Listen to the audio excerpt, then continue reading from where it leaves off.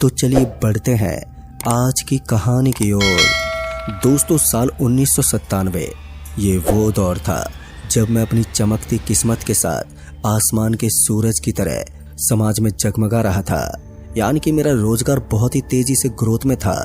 मैंने बहुत ही जल्दी अपनी जिंदगी में कामयाबी हासिल कर ली थी। यहाँ तक कि बड़े बड़े लोगों से भी मेरी जान पहचान बढ़ गई थी। मगर समय ने ऐसा रुख किया कि मेरी चमकती किस्मत का दिया हमेशा के लिए बुझ गया। वो गांव और वो भयानक औरत जिसकी रूह ने मेरी जिंदगी तबाह कर दी। आखिर क्या हुआ था मेरे साथ और किस महिला की थी वो रूह जिसकी वजह से सब कुछ तबाह हो गया।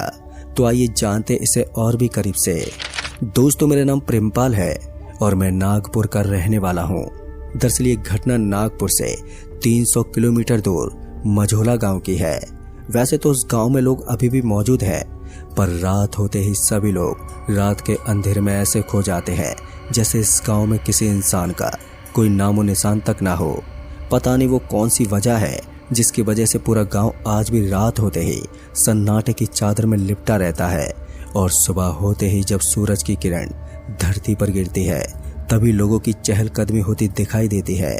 इस गांव के बारे में मैंने सुना तो था कि गांव में कुछ उल्टा पुल्टा है, पर मैं एक बिजनेसमैन आदमी था जिस वजह से मुझे इन चीजों पर ध्यान देना शोभा नहीं देता था। उस गांव में मैंने अपना काम जमाने से पहले उस गांव की तहकीकात भी नहीं की थी, जिसका फल मुझे आज भी भुगतना पड़ रहा है। दरअसल मुझे एक दलाल के जरिए ये पता चला कि मझोला गांव में एक जमीन ऐसी खाली पड़ी है और गांव के प्रधान ने उस जमीन को अपने अंडर में ले रखा है।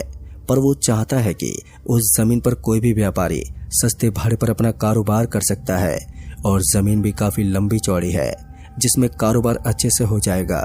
मैंने तुरंत ही दलाल से पता लिया और उस पते पर जाना चाहा और फिर ठीक 3 दिन के बाद सुबह के वक्त मैं अपनी कार से निकल पड़ा मझोला गांव की तरफ। और फिर जब मैं 300 किलोमीटर का रास्ता काटकर जब मझोला गांव पहुंचा तो मैं वहां पर पहुंचते ही सबसे पहले दलाल से मिला, जिसने मेरी मुलाकात गांव के प्रधान से करवाई और प्रधान से मुलाकात करने के बाद उस जगह पर ले गया जहां पर वो जमीन थी जिस पर मैं अपना काम करना चाहता था। जब मैं उस जगह पर पहुंचा तो मैंने पाया कि उस जमीन पर एक छोटा सा घर बना हुआ है, लेकिन उस घर की हालत काफी जर्जर थी। दिखने में वो काफी पुराना लग रहा था। मैंने उस घर के बारे में प्रधान से भी पूछा तो उसने मुझे उस घर के बारे में कुछ भी नहीं बताया, बस ये कहकर टाल दिया कि इस घर के सभी लोग अब यहाँ पर नहीं रहते हैं। अब वो कहाँ है इस बात का भी कुछ नहीं मालूम।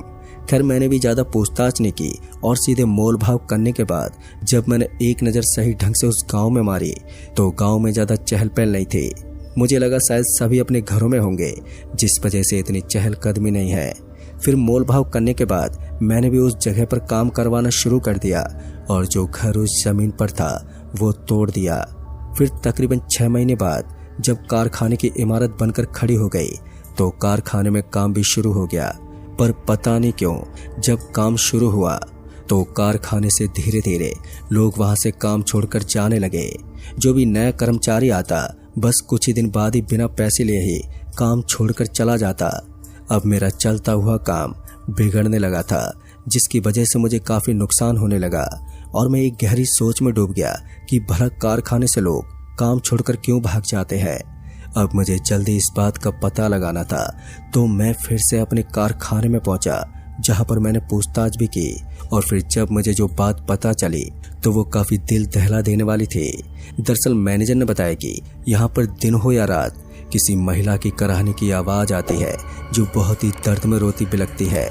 साथ ही 2 आदमियों की रूह भी दिखाई देती है और हैरानी वाली बात तो ये है कि कर्मचारियों के टिफिन से उनका खाना तक गायब हो जाता है, जिस वजह से लोग यहाँ से कुछ ही दिनों में काम छोड़कर भाग जाते हैं। दोस्तों, मैनेजर की बात सुनने के बाद मुझे उसकी बात पर यकीन तो नहीं हुआ, पर हाँ, मैं अब यहाँ पर रुककर देखना चाहता था कि मैनेजर की कही गई बात सच है या झूठ। तभी मैनेजर से अपना सामान ऊपर बने एक रूम में रखवा लिया और रात के वक्त मैं वहीं कारखाने में रुक गया। और फिर जब देर रात ठीक 12:45 हुए तो मेरी आंख किसी के कराहने की वजह से खुल गई। ऐसा लग रहा था मानो कोई बहुत ही दर्द में हो, जैसे कि जब कोई महिला प्रसव के दौरान तड़पती है। अब धीरे धीरे वो आवाज मुझे और भी तेजी से सुनाई देने लगी और जब मैं उस आवाज को ध्यान से सुनते हुए उसके पास पहुंचा तो मैंने पाया कि कारखाने के नीचे जो बेसमेंट है उसमें एक महिला टूटी हुई खाट पर बुरी तरह से फटे पुराने कपड़े पहने तड़प रही है। उसका पेट फूला हुआ था। उस औरत को इस तरह से देखकर मेरे होश उड़ गए और मेरा शरीर कपकपाने लगा। मेरी हिम्मत नहीं हो रही थी कि मैं कुछ देर वहां पर खड़ा हो सकूं, तो मैं बिना देरी किए वहां से पलटा और जैसे जब मैं पीछे पलटा कि तभी मैं जोर से किसी से टकरा गया और वहीं पर नीचे गिर पड़ा। और जब मैं नीचे गिरा तो मेरी बची कुची सांसें भी दम तोड़ने को हो गई थी। मेरे गले से मेरी चीखने की आवाज तक नहीं निकल रही थी जिससे कि मैं किसी को मदद के लिए बुला लेता। दोस्तों, उस वक्त मैंने देखा कि दो रूहें बड़ी ही भयानक शक्ल लिए मेरे सामने खड़ी थी और वो बहुत ही गुस्से में थी। देखकर ऐसा लग रहा था जैसे कि मैंने उनका कुछ बिगाड़ दिया हो। तभी पता नहीं अचानक ही मुझे क्या हो गया कि मैं अपने आप ही घसीटता हुआ वहीं पर लगे एक पिलर में जा लगा, जिससे मेरे शरीर की करकट टूट गई और मैं वहीं बेजुबान की तरह तड़पता रहा। इससे पहले मैं आगे कुछ और देख पाता कि मेरे चकराते सर ने हिम्मत तोड़ दी और वो बंद आंखों के साथ खामोश हो गया। फिर जब मेरी आंख खुली तो मैं वहीं पर पिलर के पास पड़ा हुआ था और मैं किसी तरह घसीटते हुए ग्राउंड फ्लोर तक पहुंचा, क्योंकि मेरा एक पैर टूट गया था जिस वजह से मैं चल नहीं पा रहा था। और फिर तभी लोगों की नजर मेरे पर पड़ी तो मुझे देखकर सभी घबरा गए और जल्दी से नजदीकी अस्पताल ले गए, जहां पर तकरीबन 4 महीने तक मेरा इलाज चला।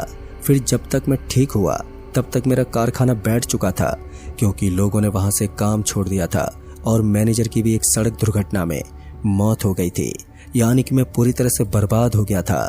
दोस्तों, अब मेरी कुछ भी समझ में नहीं आ रहा था कि मैं क्या करूं।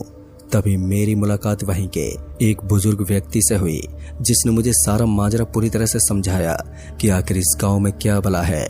दरअसल दोस्तों, उस बूढ़े ने बताया कि आज से 17 साल पहले की बात है। उस वक्त लोगों के पास खाने तक का अनाज नहीं हुआ करता था। लोग गांव के बड़े सेठ के खेतों में मजदूरी करके अपना पेट पालते थे।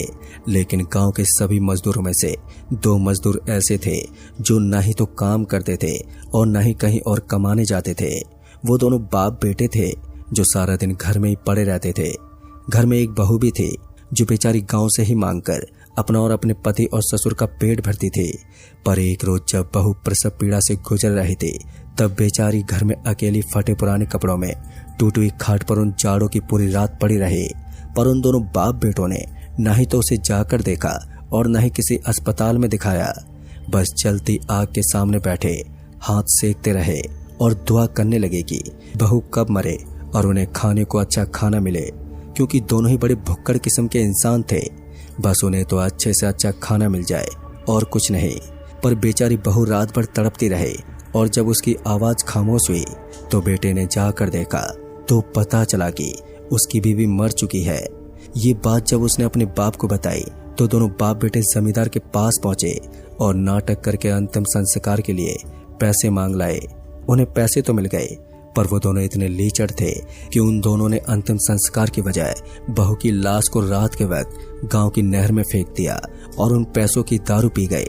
लेकिन गांव में कुछ ही दिन बाद लोगों को कराहने की आवाज सुनाई देने लगी, जिससे गांव में लोगों को भय होने लगा और देखते देखते उन दोनों बाप बेटों की भी एक रहस्यमय मौत हो गई, जिनकी लाश गांव के चौराहे पर पड़ी मिली। और तभी से देर रात गांव में दहशत का माहौल बन गया। अजीब सी चीखें, अचानक ही किसी की रूह का दिख जाना और तभी से गांव के सभी लोग गांव में रात के वक्त बाहर नहीं निकलते हैं। और जो घर तोड़कर उस जमीन पर कारखाना बना है, उसी घर में उस बहू की मौत हुई थी। दोस्तों, उन बूढ़े बाबा की बातों से इतना तो समझ गया था कि जिस जमीन पर मैंने कारखाना बनाया है और उस जमीन पर उस बहू की आत्मा का प्रकोप है, जिसे वो किसी को भी नहीं हड़पने देगी। खैर, मैंने उस जगह पर जाकर उस बहू की आत्मा से माफी मांगी और मैं अपने घर पर आ गया। लेकिन दोस्तों, इसमें मेरा बहुत ही नुकसान हुआ और मेरा एक पैर हमेशा के लिए टूट गया और उस दिन के बाद से कभी तक मैं सही ढंग से उभरा नहीं हूँ। खैर, मेरी जान तो बच गई, यही मेरे लिए बहुत है। पर बेचारी उस महिला के साथ बहुत ही बुरा हुआ। दोस्तों, आपका क्या कहना है इस घटना को लेकर? ये आप मुझे नीचे कमेंट बॉक्स में जरूर बताएं।